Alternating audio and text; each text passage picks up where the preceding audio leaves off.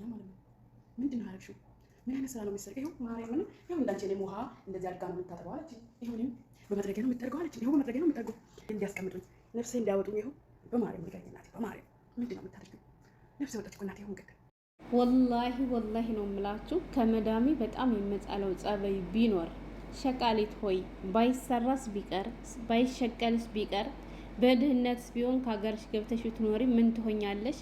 ካልሆነም ደግሞ ከሷ ቤት ከሚከፈልሽ ግማሽ ደሞዝም ቢሆን እየተከፈለሽ ለምን ሌላ ቦታ ሂደሽ አሸቄም ብሎ የሚወሰውሰኝ መቼና ምን ሰው እንደሆነ ታውቃላችሁ? መዳም እኔን ለመሸወድ ስትሞክር ብቻና ብቻ። ለምን ካላችሁ ከእናንተ የተሻለ ሰው ቢሸውዳችሁ ችግር የለውም። ግን ደግሞ ከእናንተ ያልተሻለ ሰው እናንተን ለመሸወድ እናንተን ለመደለል ሲሞክር ስሜቱ በጣም ከባድ ነው። ወላይ ከምሬ ነው የምላችሁ። መዳሜ ከኔ የምትሻለው በአንድ ነገር ብቻና ብቻ ነው። እሱም ምንድን ነው ካላችሁ በገንዘቧ ብቻና ብቻ። አይታችኋቸው ከሆነ አንዳንድ አረቦች ሰራተኛ ማለት ምንም የማታውቅ ከእውቀት ነፃ የሆነች ድንጋይ አድርገው የሚያስቡ ብዙዎች አሉ ማለት ነው። ስለዚህ እኛ ደግሞ መንቃት አለብን የሀገሬ ልጆች። እነሱ የሚሉንን ነገር ሁሉ አሚን ብለን መቀበል የለብንም። ድሃ ስትሆኑ ማለት ነው የሀገሬ ልጆች ሀታ እውቀት እንኳ ቢኖራችሁ እውቀት እንደሌላችሁ ተጨፍልቃችሁ እንድትኖሩ ያስገድዳችኋል ማለት ነው። ግን ደግሞ እባካችሁ አሰላሙ አለይኩም ወራህመቱላሂ ወበረካቱ። ክርስቲያን ወገኖቼ ሰላም ብያለሁ። እንዴት ናችሁ? እኔ ያለው አልሐምዱሊላህ። ሜሙ ሸቃሊት ነኝ። ዛሬም በአዲስ ቪዲዮ መጥቻለሁ። አብራችሁን ቆዩ። ለቻናሉም አዲስ ከሆናችሁ ላይክ፣ ሰብስክራይብ በማድረግ ቤተሰብ ሆኑ። ውድ ቤተሰቦች የሀገሬ ልጆች በተለይ አዲስ የመጣችሁ ይህም ቪዲዮ በደንብ እስከ መጨረሻ ስሙልኝ፣ ላይክ ማድርጉልኝ፣ ሸር አድርጉልኝ ለብዙቶች እንዲደርስ ማለት ነው። ምክንያቱም ይሄ ችግር የአንድ ሰው ወይም የሁለት ሰው ችግር ብቻ ሳይሆን በጣም የበርካታ እህቶች ችግር ስለሆነ ማለት ነው። ከአሁን በፊትም በዚህ ዙሪያ ቪዲዮ ሰርቻ አውቃለሁ። ኮመንት ላይ ለማየት ለመረዳት ችያለሁ። በጣም የአብዛኞቹ መዳሞች ጸቤ እንደሆነም ከዚያ ላይ ለመረዳት ችያለሁ። በራሴም ያለፍኩበት ነገር ስለሆነ ነው። ገብቷችኋል እንጂ ሰው ከመሬት ተነስቶ እኮ ስለሌላ ሰው ወይም ደግሞ ስለሌላ መዳም ጸባይ ማወቅ አይችልም። ግን ከምትሰሩበት ከምትኖሩበት ካያችሁት አኳያ ያ ነገር ያስተምራቸዋል ማለት ነው። ስለዚህ እኛ ያለፍንበትን ደግሞ ሌላ እህቶች እንዳይደግሙት እኛ የመናገር ግዴታ አለብን ብዬ አምናለሁ ማለት ነው። ቀደም ሲል አንዲት ልጅ እንግዲህ ቪዲዮዋን ቀንጨባ አድርጊያ አስደምጫችኋለሁ። ምን እንዳለች ሰምታችኋታል ማለት ነው። ስም ምንድነው መሰላችሁ? ካሁን በፊት ከዚህ ቤት ስትሰሪ የነበርሽ ሰራተኛ ምንድነው ስትሰሪ የነበር እንዲሁ በማርያም እያለች በጣም ምርር ብላ በሚያሳዝን መልኩ እየተማጸነች ቪዲዮን ካየሽው አደራሽን መልሽልኝ እያለች ነፍሴ ልትወጣ ነው፣ ይሄው ሞትኩኝ፣ ላበት በላበት ሆንኩኝ እያለች ነበር ማለት ነው። የሚያሳዝነው ነገር ይሄን ሁሉ ዋጋም ራሱ ከፍላ ሰርታ እየተመሰገነች አይደለች። እሷ በምትሰራው የሚያስታውሳት ማን ነው? የትናንትናውን ሰራተኛ። የሚያመሰግኗት ማን ነው? የትናንትናውን ሰራተኛ።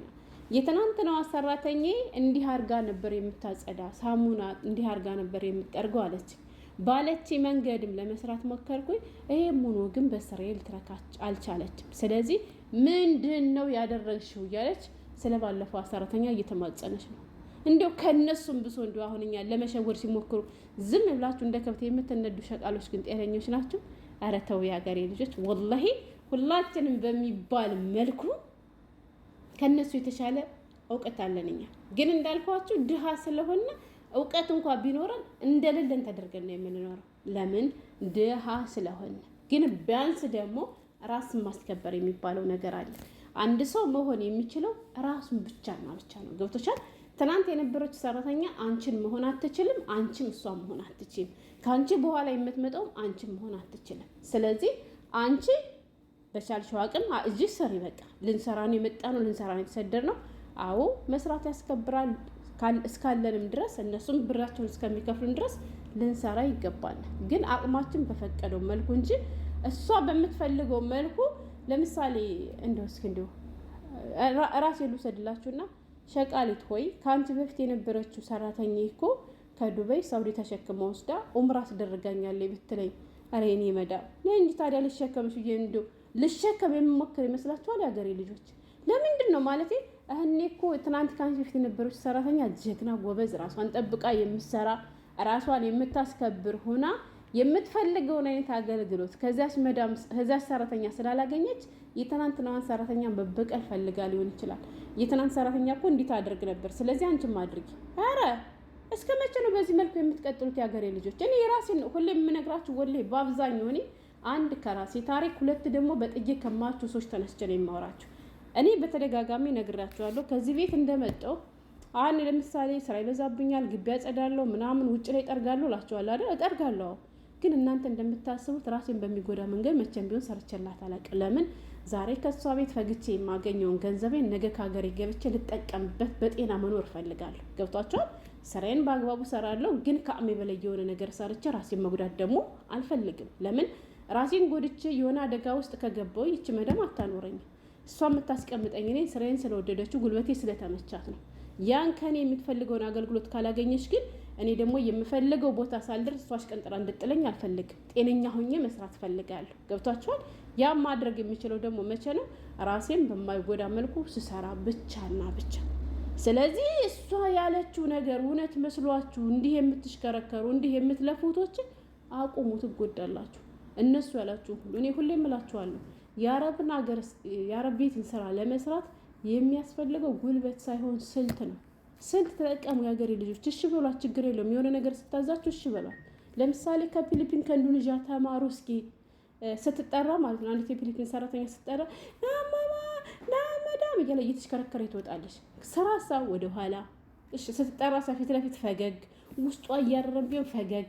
ገብቷችኋል? የምትባለው ነገር ኦኬ ኢንሻአላህ ማማ መድሩሽ ታሽቃብጣለች። ግን እሷ ጉልበታቸው አይነካም። አይታችሁ ከሆነ እኛ ኢትዮጵያውያን 2 ዓመት 4 ዓመት ሰርተን እርግፍ ስንል 15 ዓመቴ ነው 20 ዓመቴ ነው 30 ዓመቴ ነው አረብ ቤት መስራት ከጀመረ ብሎ ግን ስታቸው ምንም ያልሆኑ ለዚያም እኮ 4-5 ልጅ ወልዶ የተሰደዱ ጀዳ የሆኑ አያት የሆኑ ሰዎች እኮ ናቸው። ገብቷቸው እኛ ግን ገና በወጣትነታችን ገና በልጅነታችን በ14 በ15 ዓመታችን ተሰደን መጥተን ስንታይ ከነሱ የበለጠ ጉልበታችን ያልቋል። ለምን? ራሳችን ጠብቀን ስለማንሰራ። ስለዚህ እነሱ ያሏችሁን አምናችሁ አትቀበሉ። በቃ አይ እኔ አልችልም፣ በቃ የማችሉትን ነገር አልችልም፣ እኔ ይኸው አጥድቻለሁ፣ እኔ እንደ ትናንትና ሰራተኛ መሆን አልችልም። ስለዚህ ሀላስ ካልተመቾች ወድን መክተብ ብትሏት ሁለተኛ ቀን አትናገራችሁ። አሁን እቺ ልጅ ምንድን አለችው? እኔ እንድታስቀምጠኝ እኔ እንድታኖረኝ። የሚያኖርሽ ስራሽ ነው ሀገሬ ልጅ፣ የሚያኖርሽ ስራሽ ነው እንጂ እንደዚህ ወተሽ ስለተፍረከረክሽ ስለለመንሽ አይደለም። ገባሽ? በቃ የምቹን ያክል ሰሪ አጭ ቤት አጽዳ ካልቻልሽ ደግሞ ሰርች አድርገሽ እይ። ከዚያ ውጭ ግን ስንቶች አሉ አይደል እንዴ? አይታችሁ ከሆነ ይሄ የሴራሚኩ መስመሩ አለ አይደለ? እየተገናኘበትን እሱን እኮ በጥርስ ቡርሽ እኮ የሚያስፈጉ ስንቶች አሉ። ክሎሮክስ እና ጀፋ አድርጊና አለችኝ የኔ ሴትዮ። እኔ እኮ በፊት ጉልበቴ እያለ እጄን ሳመኝ በፊት አለች አልኳት፣ ክሎሮክስ እና ጀፋ አድርጌ ይሄን ፈቅፍቄ በጥርስ ቡርሽ አጸደው ነበር አለች። ጻት ጓደኛ ሲታማለን የብለ ስማ ወይም ደግሞ ምንድነው ፈንዞን ግረፈው ለፈንዞን ግረፈው ለወይኑ እንዲሰማው የሚባል ተረት አለ። ላጸዳልሽ በይ እንጂ አንቺማ ምን አለብሽና እጄንም ጉልበቴንም ጉበት የምልጣሽ ልትጥይ አልሰማሽም ባክሽ ትሰሪ ነበር። ዝም ብላችሁ ግፍልጥ ማድረግ ሞኛቱ ትገፈልጣላችሁ ማለት ነው። እንደዚህ ያደርግ ነበር ድሮ። ድንቄም ታድርግ አይድሌ ራሽ እንኳን ማጥራት የማትችል ሴት ድሮ ስታደርጊው ታየኝ እኮ። ይሄን የምትል ለምንድን ነው እኔ እንዳደርግላት ማለት ነው። እንደመጣ ምን አለች መሰላችሁ? ከአሁን በፊትም እኔ በተደጋጋሚ እነግራችኋለሁ። ሸቃሊት ሆይ አለች፣ በየሳምንቱ ሁሌ መስኮትና መብራት እየወጣች ጁማ ግን በመሰላል ታጠጃለሽ አለች። ማሮም እንደው አንቺ ታዲያ ምንድነው የምትችይ ሁሉ ብላኛለች። ማይግደር ስላት ይሄን ታድርጋለች ትለይ አና ማግደር ስላት እና አንቺ ምንድነው የምትችይ ሁሉ ብላኝ ነበር። ሐላስ በሽፍሽቁለሽ ምን ሙሽኪላ ይሄኛውን ዘራው ያጸደዋል፣ ያን ቆሻሻ የሚጥለው ያጸደዋል፣ ችግር የለም ምናምን አለች። እስከ ዛሬ ድረስ ይዛኔ እሺ ብዬ ተቀብያት ቢሆን ኑሮ አልኖራትም ነበር በህይወት ርግፍ ብዬ። አንድ ቀን ደግሞ ተንጠልጠል እዚያ ላይ ስመነጫጨቅ እንዳልሆንኩኝ ዱብን ብዬ እስካሁን ድረስ ወይ ጤና አጥቼ ወይ ህይወት ጠፍቶ ሁሉ ከሀገሬ ልገባችል ነበር። ግን ራሴን ጠብቄ አልችልም። አንዳንዴ አልችልም ማለት ይልመድባችሁ። ዝም ብላችሁ እንዳገኛችሁ አትገቡ እንዴ። እና የትናንትና ሰራተኛ እንዴት አድርግ ነበረ ስትላችሁ እሺ አትበሉ። ታድርግ ነበር እንዲህ ብላችሁ ልፍ ምን አገባችሁ? ከአንቺ በፊት የነበረች ሰራተኛ ስሪላንካ ነች። ብታት በጧት ነው የምትነሳው፣ ብታት ግቢ በየቀኑ ነው የምታጸደው፣ ጧትና ማታ ሁሌ ማለት ነው አለች። ወዲሁ እንደመጣ ገብቷቻል። ከዚያ ቆይታ ምን ብትለኝ ጥሩ ነው አዞዛ ስለነበረች ፎቅ ራሱ መውጣት አትችልም። ልጆቹ ራሱ እሱ የሰራቸውን ምግብ አይበሉ ነበረ፣ ምክንያቱም እጇ ጸጉር ስለነበረበት። ሰውዬ ባሌ ራሱ ሰራተኛ የሰራውን ምግብ መብላት የጀመረ ባንቺ ነው።